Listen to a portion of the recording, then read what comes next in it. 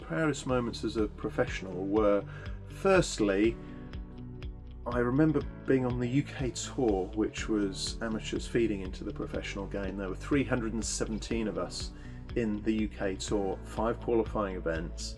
On the third event, only about half a dozen players had qualified through their 5 qualifying matches for the first 2 events, and I was the only one who made it through 15 consecutive matches in qualifiers to qualify for the first 3 events. And it was significant because I turned up at 9:30 for my practice after a 2-hour drive.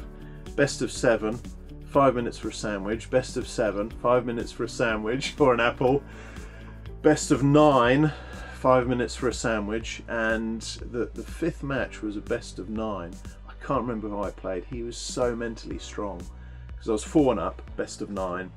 And he came back to 4 each. I couldn't potable, I could hardly hold my cue. And I remember sitting there in the chair at 4 each. My mum later said to me she didn't pray that I would win, she prayed for me to have strength.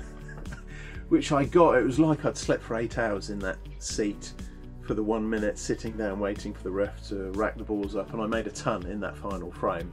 And it was 1 o'clock in the morning when we'd finished, 15 hours without stopping. And I'd found that from somewhere. I was so proud of that mental fortitude, I guess, or strength, or I found something, I pulled something out from somewhere, subconsciously almost. So that was, from a one-off playing perspective, my proudest moment. From a mental strength perspective, that last year that I was competing, and this is probably the thing I was most proud about in my game, I didn't play 1 loose shot in my whole season of competing.